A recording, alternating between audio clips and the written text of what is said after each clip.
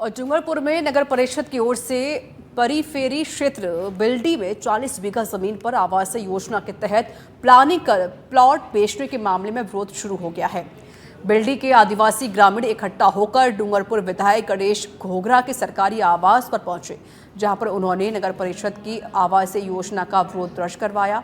इसके बाद विधायक गणेश घोघरा के नेतृत्व में सभी ग्रामीण कलेक्टरी पहुंचे, जहां राज्य सरकार के खिलाफ नारेबाजी करते हुए कलेक्टर के नाम एसडीएम को ज्ञापन सौंपा। जनता भी मांग उठा रही है कि पेराफेरी एरिया में जो लोग बरसों से बैठे हुए हैं, उनके मकान बने हुए हैं, खेती कर रहे हैं, ट्यूबवेल खुदे हुए हैं, कुएं खुदे हुए हैं, उनको उनका हक अधिकार मिलना चाहिए। लेकिन कैंप में इनको आज तक इनका अधिकार, इनका ज़मीन का अधिकार पट्टा नहीं दिया गया है। और अब नगर परिषद ने कल ही अखबार में आया था कि 40 बीघा पर नगर परिषद आवासीय मकान बनाने जा रही है। वो उस ज़मीन पर पहले से ये काबिज लोग हैं। आपने वहाँ कोई खाली जगह बिना नाम ज़मीन थोड़ी है। हो सकता है ये आदिवासी हैं, अशिक्षित हैं, लेकिन हक अधिकार तो इनका है। पहले इनको हक अधिकार मिलना चाहिए। ये इनके पूंजीपति करोड़पतियों को, इनके चहेतों मिलने वालों को ये प्लॉट उनको देंगे। डूंगरपुर में आबकारी विभाग ने सिंटैक्स चौराहे से सीमलवाड़ा मार्ग पर पोरी के पास एक पिकअप से 121 कार्टून हरियाणा निर्मित शराब जब्त कर ली है। साथ ही शराब का परिवहन करने वाले ड्राइवर को गिरफ्तार किया गया। शराब की बाजारी कीमत 9,92,000 आंकी गई है। विभाग अग्रिम अनुसंधान कर रहा है।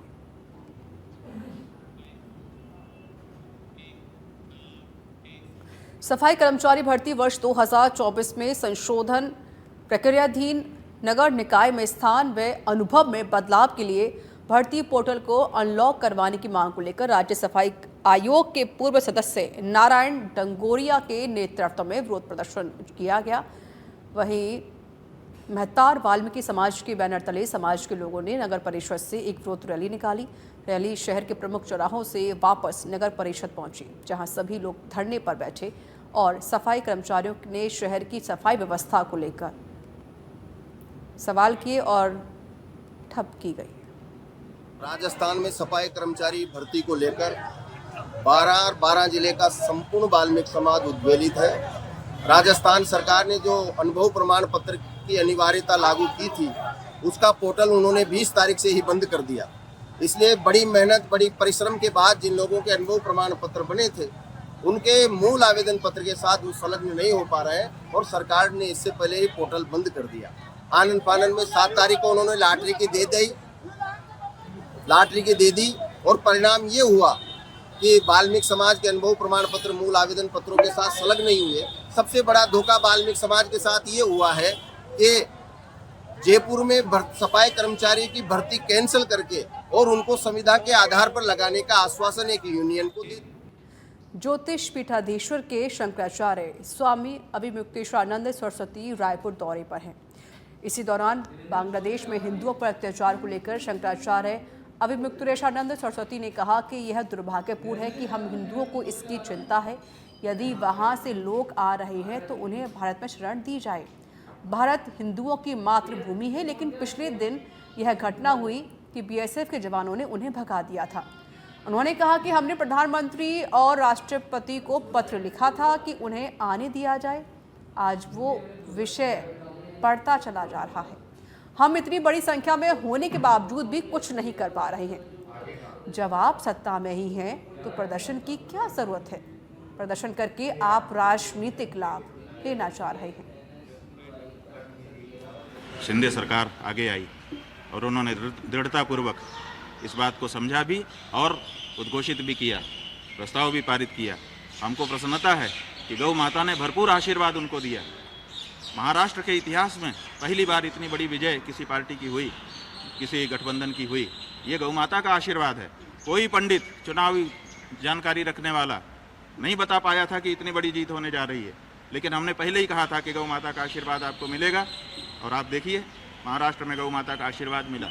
छत्तीसगढ़ के जो मुख्यमंत्री जी हैं, उनसे भी उसी समय हम लोगों ने अनुरोध किया था। यहाँ पर हम आए थे अपने भारत यात्रा के दौरान और हमने कहा था कि आप घोषित करिए, लेकिन वो हिचक रहे हैं।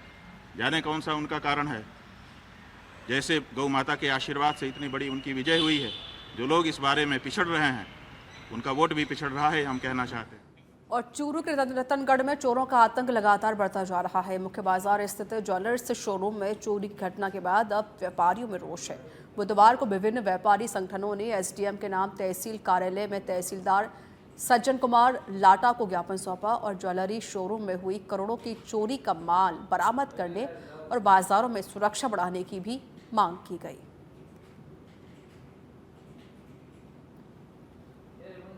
पुलिस प्रशासन का कायदा ये है कि जहाँ भी उसका प्रशासन हो वहाँ अपराधियों में भय होना चाहिए और आम जन में विश्वास होना चाहिए।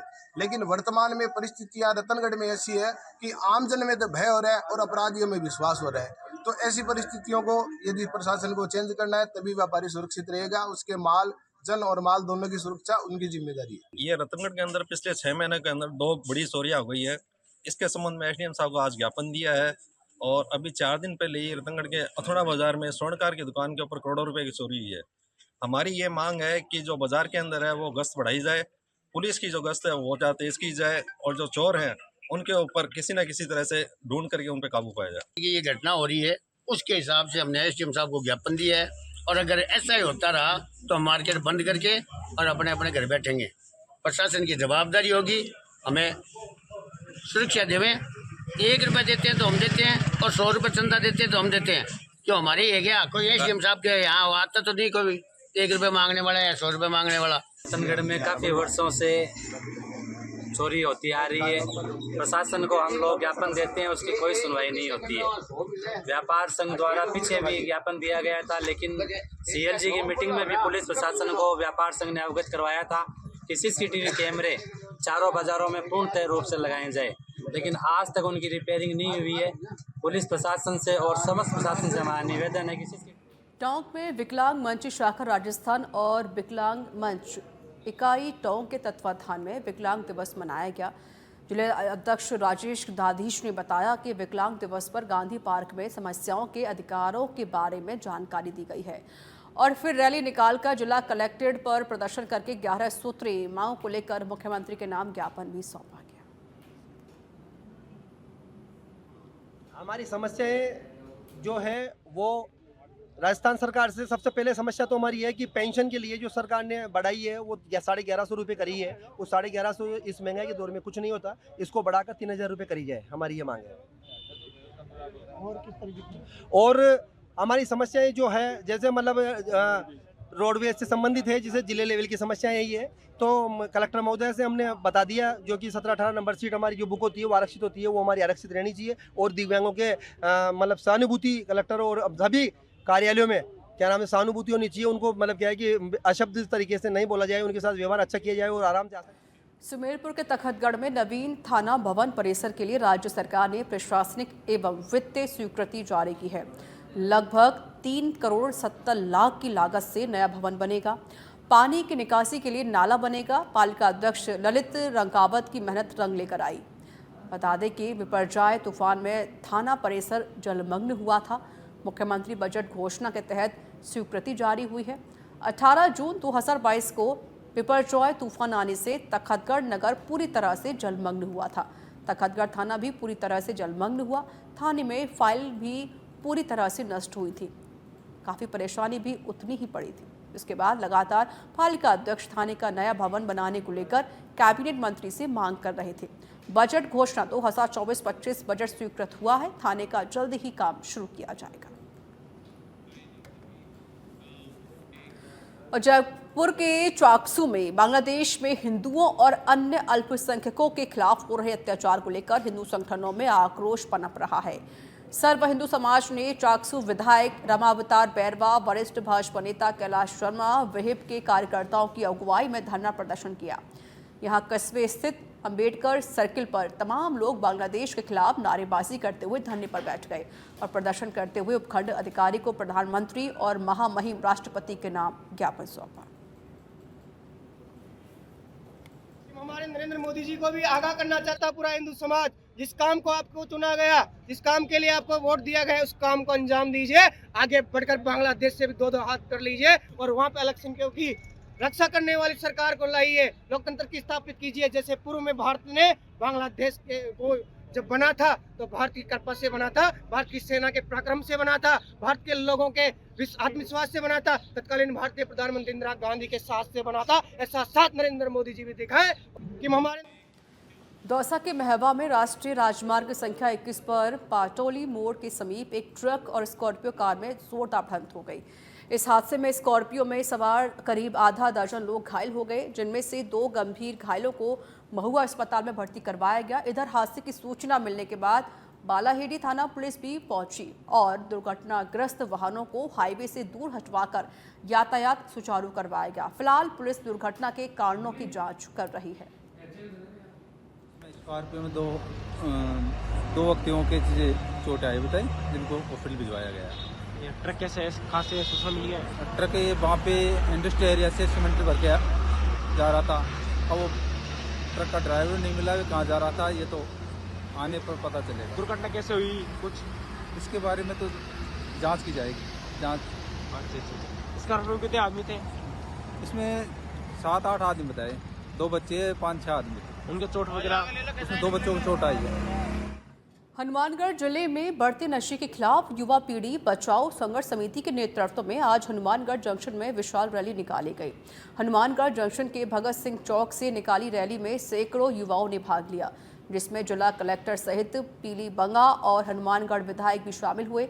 इस दौरान कार्यकर्ताओं ने कहा कि जिला प्रशासन में नशे की रोकथाम के लिए मानस अभियान शुरू कर रखा है और युवा पीढ़ी बचाओ संघर्ष समिति भी जिला प्रशासन के साथ मिलकर नशा मुक्ति की मुहिम चला रहा है।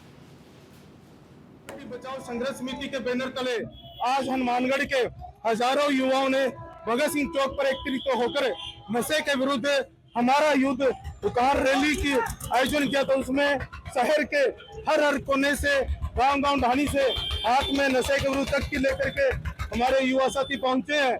और जो आगाज आज हनुमानगढ़ में हुआ है, क्योंकि हनुमानगढ़ एक ऐसा राज्य में एक ऐसा जिला था जो जिसकी पहचान हनुमानगढ़ में नंबर 1 थी, परंतु आज हनुमानगढ़ नशे में नंबर 1 हो गया है। तो हमारे तमाम भी संघर्ष समिति के सदस्यों ने प्रण लिया है कि जब तक हनुमानगढ़ को नशा मुक्त नहीं कर देंगे तब तक हमारी ये मुहिम जारी रहेगी। अब हम आगामी हनुमानगढ़ के जिले के गांव में जाकर के इसकी कमेटी बनाएंगे और नशे के विरुद्ध प्रशासन का सहयोग लेकर के इसको जड़ से